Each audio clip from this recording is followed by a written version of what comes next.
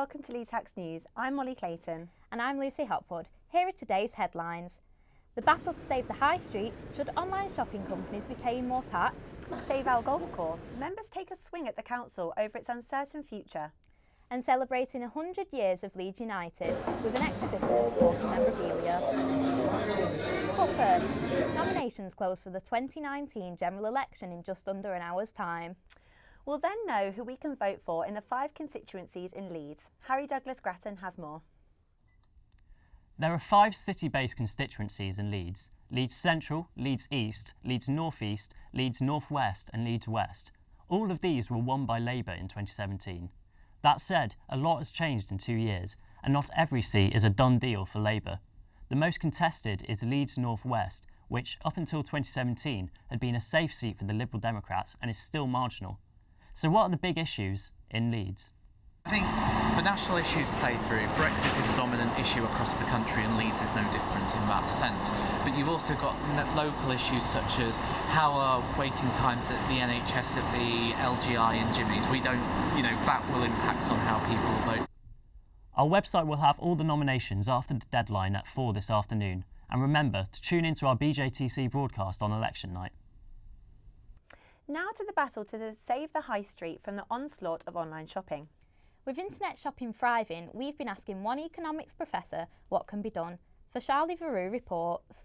High streets in the UK are in crisis as they struggle to compete with online businesses. The proposal to increase VAT and to halve business rates for shops on the high street does not sit well with the Leeds economics professor. I agree that we have to do something to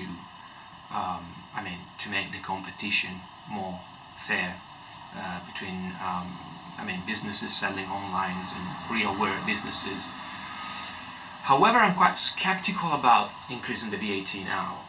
So what we should, in my opinion, requiring is higher standards, working conditions, environmental standards, and perhaps also higher taxes for the online companies. A Leeds retailer also thinks the government should focus on other policies. I think there should be higher tax on online because of all the shipping costs. That's not a very environmental way to ship everything individually. Whereas when you've got a shop here, everything is shipped in bulk to the shop. So it's a lot, it's a lot less transportation. Perhaps the government should focus on imposing policy on online businesses to make competition fairer between them and the high street. Vishali Varu reporting for Leeds Tax. Some news in brief now, and trains to London have been disrupted after a collision at Leeds Station last night. An empty passenger train was derailed in what's been described as a low-speed collision at a depot. No one was injured. Disruption is expected between Leeds and King's Cross until approximately 6:30 this evening. LNER said commuters could claim compensation for the delays. Police have released an image of a suspect they want to identify over a serious assault in Leeds that left the victim with a fractured jaw. Anyone who recognises the suspect or who has any information that could assist the investigation is asked to call 101. The victim, a 24-year-old man, was punched in the face in an unprovoked attack on Crown Street. A civic golf course in Leeds is still facing an uncertain future because of council proposals to expand facilities there. Leeds City Council have said that the course is costing them over £200,000 per year in upkeep, but the locals are actively fighting the closure. Katie Lyons reports. The battle to keep Temple Newsome Golf Course alive continues. Plea to reverse the decision to turn the historic site into a cycling course is still ongoing. Councillor Andrew Carter's white paper motion went forward yesterday, and the decision still remains uncertain. It has now gone through to the scrutiny board. If the consultation goes ahead in its present form, it is loaded and it's wrong. It makes no mention of the history of Temple Newsome Golf Course, built in the 1920s, utilised unemployed people from the building trade and landscaping to do it. So it seems pretty hypocritical for a Labour administration to want to close it and do so in such a shabby fashion. But I think we can stop them in the tracks. They are looking pretty shamefaced about this catastrophe of a proposal. Members of the club are devastated by the decision and are still fighting to get it overturned. Devastated really. I mean, since I retired, my life sort of revolves around golf. Purely personal opinion, I'm devastated for being here for so long. It's a big part of my life. They will not give up the fight. I'm Katie Lyons, reporting for Leeds Hacks News. Leeds Council say that numbers at the course are declining. We'll keep you posted on further developments. Now, the Leeds-based charity, the Jane Tomlinson Appeal, has launched a new project to support bereaved children. Across the nation, 41,000 children are left bereaved each year. Sean Turner reports. Each year, around 41,000 children are left bereaved. To help provide support, the Jane Tomlinson Appeal have set up a new service called Owls, where counselling is offered in schools and at home. The Jane Tomlinson Appeal was created after the mum of 3 passed away from cancer. It's children, isn't it? And the way that you would engage with a child is going to be very different to how you'd engage with an adult, and they might not recognise that that's how they're feeling. They might not associate that anger as a child with the grief and the loss. To raise awareness and money for children who have lost a close relative, the Jane Tomlinson Appeal held a 2k welly walk at Golden Acre Park, where organisers were on hand to share the benefits of their new service, Owls. Receives access to our Owls lending library, so adults can get a handbook to learn a little bit more about how children grieve, so that psychoeducation we find is really important for adults. At fundraising events like these, you can tell stories, toss wellies and most importantly raise awareness and funding for an appeal like Owls, where bereaved children are offered support and counselling. Ahead through the deep dark forest, and at last he arrived at Grandmother's cottage. I'm hungry, thought the big man. Even though the Owls scheme is relatively new, it's already helping the 1 in 29 children who are faced with grief. I'm Sean Turner, reporting for Leeds Hacks. The Royal British Legion in Leeds say that although this year's Remembrance Day is now over, they will continue to highlight the need to support their appeal all year round. They'll be going into schools and organising other social events, as Molly's been finding out. This Monday marked Armistice Day, where we remember those who sacrificed in war. The Royal British Legion are attempting to raise awareness amongst the younger generation. The main reason we ask people to donate to the Poppy Appeal is because all that money that's donated helps us to support the Armed Forces community. We try and engage quite a lot with schools and things like the Cubs and the Scouts and the Guides, and there are badges being developed for some of those so that children can get involved in what remembrance means, and they can earn a poppy badge at, for example, Guides if they do something to do with remembrance.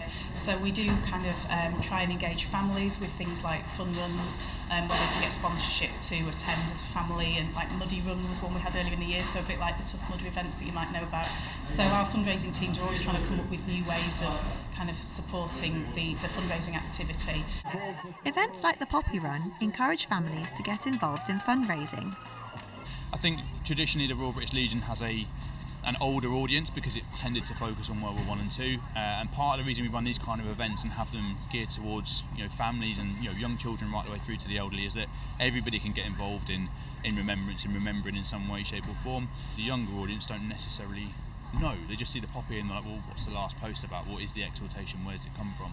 So that's the way that we try and engage with that younger audience here, because those guys are the future of remembrance. And, as the saying says, we will remember them. We must, never forget about what has been done and what will probably happen again in the future at some point. Events happen all year round. Molly Clayton reporting for Leeds Hacks. A 10-year plan to secure the future of the city's parks and green spaces has been unveiled by the council.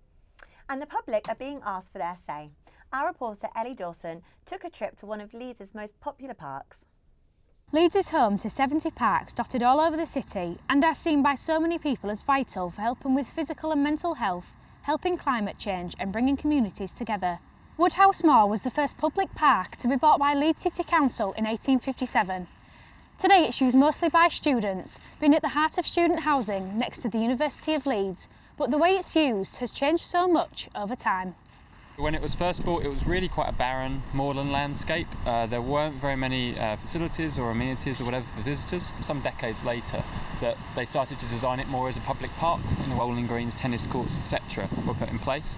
And over the years, new things have come along: allotments, skate park, all kinds of other things. So it's definitely evolved over time to meet kind of changing expectations people have about parks and what how they should be used. So used by over 90% of the city's population. So they're really, really well used spaces. They're very valued spaces, but they're spaces that face a lot of challenge. It's well proven that green spaces contribute positively to people's mental and physical health. Somewhere you need somewhere to go as a teenager, you need somewhere to go as a mum or a dad with young children, and as a carer for somebody with an older person. So they're generally a great asset, to people's health. Over the next 10 years, hopefully parks in Leeds will see changes that reflect the public discussion, remaining a vital part of life in the city. Ellie Dawson reporting for Leeds Hacks News. NHS research has proven that regular exercise within the older generation can improve their health. Our reporter Ollie Wood went down to watch a local walking football team practice to find out what benefits they felt by staying active. NHS research has proven that regular exercise for over 60-year-olds can make a significant impact on their mental and physical well-being. We came to Armley Leisure Centre to watch the walking football team train. I must admit, when I first thought of playing it, I thought it'd be easy, but it's a lot harder than you think. Yeah. What was the reason for starting? Keep fit. Keep fit. Yeah.